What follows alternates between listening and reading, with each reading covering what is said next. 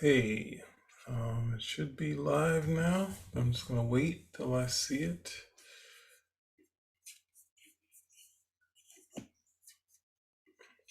Hey everybody, this is PD from the Spinner Rack, and today I am doing a Venom Let There Be Carnage review.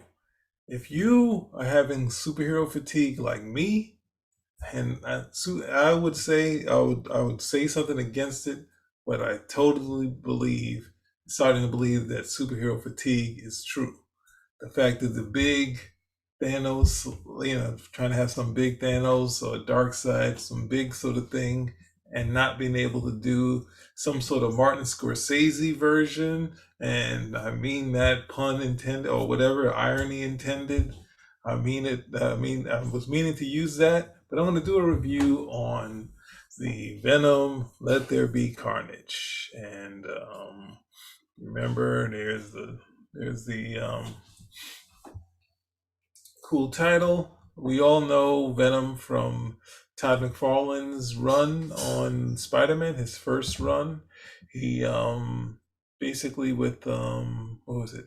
With David Michelini. David Michelini had a character that could one of the creative character that would could sidestep Spider-Man's spider sense, which I'm all for. I am totally against the spider sense. I am a very crabby Spider-Man fan, and I say that from being a kid who used to be as who was it not no was it was it his name is it Kevin Hart. Kevin Hart said his kid webbed up his used to web him up. I was that kid that would act asleep when my father would say goodbye when he was saying goodbye and leaving. I would web him up. He wouldn't get caught in the web, of course. That's not obviously not my father, but I was someone who bought the chemistry sets. My name was my obviously is PD. My name is Pete. My middle name is Peter. So there was a lot of things that connected. Spider-Man had this camera that didn't have a long lens. It was sort of a flat camera, and then to date myself, there was a Kodak disc thing that was similar to that. So if there's any pictures I took as a kid was taken with the Kodak disc to be similar to how Peter Parker was. So everything besides jumping out of windows and trying to spin webs, I was able to do. I was doing everything on the Peter Parker side. Ultimately, I didn't become a scientist. I have done some things with photography, of course, but not in any sort of big professional. Well, this isn't paying, so not in a necessarily professional way. So, with that said, I was a big Spider-Man fan, but at the same time, Spider-Man's powers, and in the '80s, he became his spider sense made it so that basically it was like a spider karate, where he couldn't be hit, he couldn't be touched, and whereas I always felt the way it was initially that spider sense was purely defensive. Villains like the Scorpion, who were stronger, or the Lizard, or even no, the Green Goblin that was the same strength as him could hit him, right? He could be hit. That was sort of thrown out to say if he has the spider sense, he could dodge anything, and it could be an offensive thing, and that's what really threw me off. So at this point, going back to David Michelini created a character that was going to be a female, but at the same time, as he moved forward, and Todd McFarlane, they had this character called Eddie Brock, who was disgraced by Peter Parker, and he became Venom, right? So that gives you your little bit of history again, if you haven't heard it 3 million times, right? So we had a Venom 1. Venom 1, to give you some more history on that, I, went with where the crowd was going, where everyone was, downing it because it was Sony, but at the same time, the movie did as well as Spider-Man: Homecoming, just a little bit under. More, it didn't do as well domestically, but it beat the pants off of it internationally. So at the same time, it's just a little bit under. They both made over 800 million, right? So that one I didn't see in the theater. I was like, oh man, maybe. So when I was on a plane, I watched the first one and I was fell out laughing. I was fell out laughing. I was couldn't. I could. I was just. it just was hilarious. Venom, sort of that conscience, having a character Eddie Brock who had this evil conscience and that sort of thing was just that's a really fun movie, right? So as we move along, we get to Venom. You know, we knew if you're gonna have Venom, you're gonna have Carnage, but we never get since Spider-Man is now loaned out to Marvel. We're like, oh, we're not gonna get that Peter Parker meeting, right? So we get Carnage this time, and Carnage is when I first met Carnage. I thought it was Venom with a different costume. I was like, oh, Venom has a new costume. He's like, oh no, this is a different villain. This is Carnage. And I was like, I don't know about that, but that was wrong. It was a huge hit. People loved it. Then it spawned a whole bunch of other, um, I said spawn, others spawned a whole bunch of other sort of characters. So with that said, let's get to this movie. And ultimately, its movie is sort of like, what is it? What am I calling it? It has some elements of Superman 2 mixed with Capote. So they said, what if Capote and, Capote and, how did they do the pitches? Like Capote, if you remember Capote, where it's a guy who kind of follows a serial killer and watches his death and is trying to get some information out of him. And of course, Superman 2, Superman gives up his powers. So that's the basic plot, right? That is the plot. Now, the problem is early on, they give you all this backstory, trying to give you Eddie Brock's connection to this girl whose name is embarrassing, but she's going to be this character Shriek who has this audio, this scream. But as you remember, Venom is that's one of his weaknesses, sound and high pitched sound. So we know this is possibly going to play out. Now in the comic books, I wasn't sure how this played out because it didn't make any sense having a character named Shriek who has, I think, had sort of Venom-like powers, but could have this sound ability. But let's move on. I could be wrong. Somebody correct me and let me know what Shriek is because I don't remember what Shriek was. So basically, there's this romance and whatnot between Shriek and Eddie Brock, and this tough history of being in this home and all that stuff. I don't need to see. I didn't need to see any of that. The first 15 minutes is just like blah. So I'm like, as I'm talking about this, is talking about superhero fatigue. We have these TV shows, this animation by Marvel. We have all this stuff going on, and it's not giving me what I want out of the superheroes. The early Marvel stuff of having these sort of people with feet of clay, like Tony Stark, having Thor not be worthy, and then of course gain the worthiness back. This sort of thing is stuff that I like because that was something that was really connected to the comic books. And then we had the reverse with Captain America. You had the spirit is willing, but the flesh is weak, and then they make him a hero. And even though that was a sort of a 2-act story, didn't really have a big third act. It was still just okay. It's more of an intro to the Avengers type thing, right? So getting into this with the big Ragnarok stuff and the humor and Marvel team up or Marvel 2-in-1 movies and a TV show and where they have the heroes, they don't even have real villains anymore. The heroes are villains. It's kind of getting, on my nerves and talking about Endgame. So at the same time, I was like, I'm going to get to a point, even though I do a show about watching these the superhero movies, that I would maybe pass. I would do like I had done in many comic books, like Spider-Man. I would move on, right? So I'm watching this. When it gets to the scene where he meets his ex-wife, that's when the movie starts again. Venom talking in his ear. What's the name of his ex-wife? Was it Michelle Williams? She's kind of saying, "Is Venom there?" And he's like, "No, Venom's not there." And then she said, "Are you lying to me?" And then Venom saying his, sort of nonsense at the same time. Eddie Brock, even though he has this weird sort of accent, I've kind of grown to be okay with it, even though it's kind of what people do with the superhero, have this nerdy sort of thing. He's not exuding the nerd. He has this voice, but it's not his action. So it's like having the Urkel voice, but doing the opposite, like being a normal sort of person, right?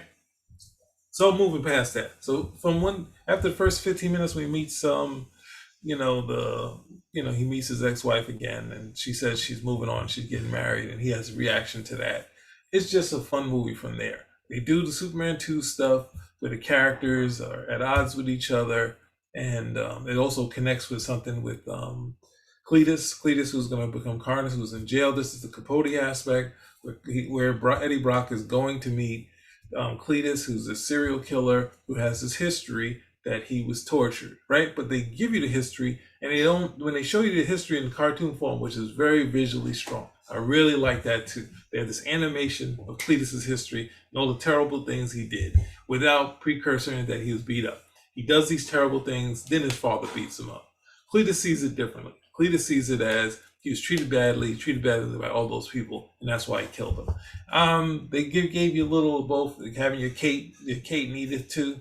I'm not with that, but I did like in the animation, they just showed you that he did all these bad things, leading to his father beating the hell out of him, and then sending him to his home where he got treated bad, and then we get all that other stuff, right? So I know I'm all over the place, but let's just keep going, right? So Eddie Brock, the other plot in this is that Eddie Brock sort of succeeds by telling this guy's history, but Venom is the one who figures out the whole thing using his powers and abilities. He sort of scopes out, figures out all of the murders, where the bodies are, through all these drawings that Cletus has done in his cell. And then Eddie becomes famous, and he's back in the news again as one of the best reporters ever, right? This, of course, gets on Cletus's nerves. This is getting on Cletus's nerves, wants to see Eddie again. Eddie's like, I don't want to see him. Venom is like, hey, I did the work, you did nothing. And which is true, but at the same time, Eddie's like, no, I want a regular life.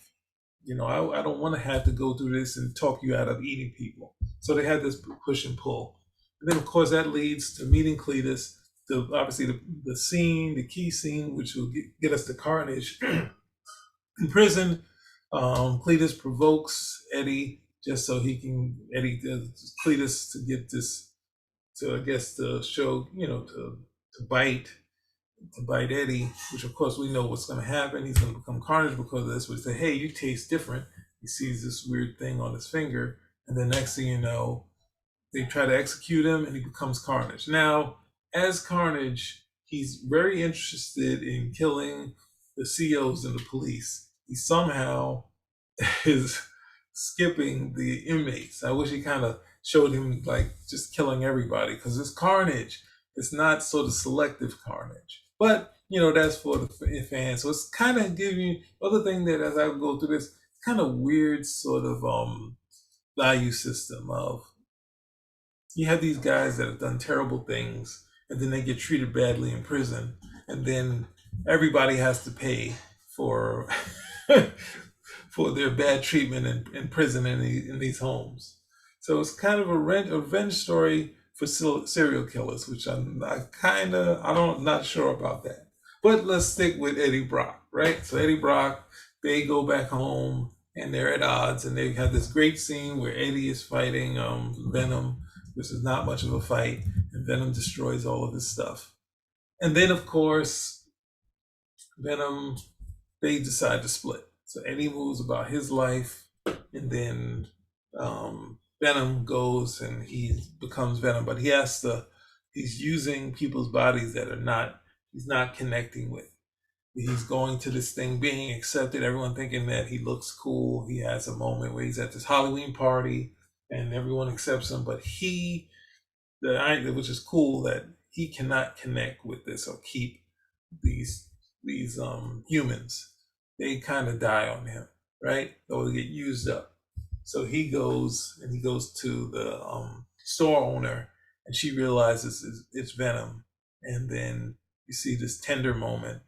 And then, of course, Eddie because of Carnage, and they know there's monsters out there, they need Venom. Of course, his wife said, we got to get Venom. Like this, they tell you all the stuff is happening. I think, no, Eddie's taking, because Eddie was around while things were going on with Carnage. They bring in Eddie for questioning. And then, of course, while he's stuck there, Eddie says to his wife to find Venom. So she goes to the was a Korean grocer, and of course she's being nasty to them, but they realize it's Venom, and the eyes pop up on the Korean woman, and basically Venom goes back with Michelle Williams, so we get another moment where Michelle connects with Venom, and then they have an apology session. Then Venom goes out to fight the good fight, and it's all in this church that's going on. But it's supposed to be a marriage between Shriek, and I don't want to get too far into. Of course, Shriek is capped. She thinks Eddie's dead. Eddie's now Carnage. She thinks Carnage is cool. They escape. They're driving this car, destroying things. All this carnage. There's a cool scene where they're driving. They have the helicopter, and then Shriek does the scream, and then that hurts Carnage, which is what you can set up so we can get out of this story, right? So then, of course, Eddie Brock goes, they connect, leads to this big climax, and it's as big as anything. But the cool part of it is Venom sees Carnage and says, uh-oh, a red one? We're out of here. And he has another great moment, said, now you die. And he said, oh yeah, we're going to kill it. Like, no, we die. We die right now. Like, we can't win this. And of course, Carnage, and that's one of the things that is lost in the Spider-Man stories. Having Spider-Man fight something that's stronger than him, that he can't beat, that he can't just think about Aunt May and pounding. So, it has to be a group effort to kind of take out, even though Shriek is, like Venom, the Carnage shows his true colors, and it's like tossing around Shriek, hurting her. Of course, Shriek gets her revenge on this cop or this detective, and then as it goes along, just a big, like superhero mayhem, right? You can't get past it. So it gets to the end, and then it has a scene where Eddie finally lets Venom go to the beach, and they just like, I think, and it's the wackiest ending ever. Like, oh, your hair. He doesn't even have hair, but he gets to the beach. He's so happy. They're making some sort of connection. Finally, and then we have the after credits scene. So I'm sitting there and they're watching TV in the hotel. It's like, this is not how you end a superhero movie. Like, I got my, like, what is going on here? They're watching it, and then they having this talk about the Venom has all this information that if he gives it to Eddie, it's going to mess his head up. I said, oh, that's what's going to lead to. It's going to be something weird that happens, causing Eddie to go crazy. And then we get another vengeful Venom, right? Because it go through this one, it's talking about Lethal Protector. But then the whole room shakes. The whole room shakes. So here's a big spoiler, the big, huge spoiler. When the room does, and no one knows, they don't know what happened. Next thing you know, they look at because they're looking at the TV screen, and you see J. Jonah Jameson, and they start talking about Peter Parker. So, and then regretfully, the curmudgeon, the crabby Spider-Man fan, the all of that went out the door to finally get not even a scene with them together. The idea that Marvel is going to do Sony's Sinister Six movie in their Spider-Man No Way From Home with Venom. So all this has been leading up. Everyone who complained about Sony ridiculously doing a Sinister Six movie, Marvel's doing it. And they got Venom. And they're connecting the Sonyverse and the Marvel Cinematic Universe. It's finally happening. We thought it was going to happen. We thought we were going to be able to kick Sony in the knees for bad films and whatnot, even though they made the first two Spider-Man films that people love.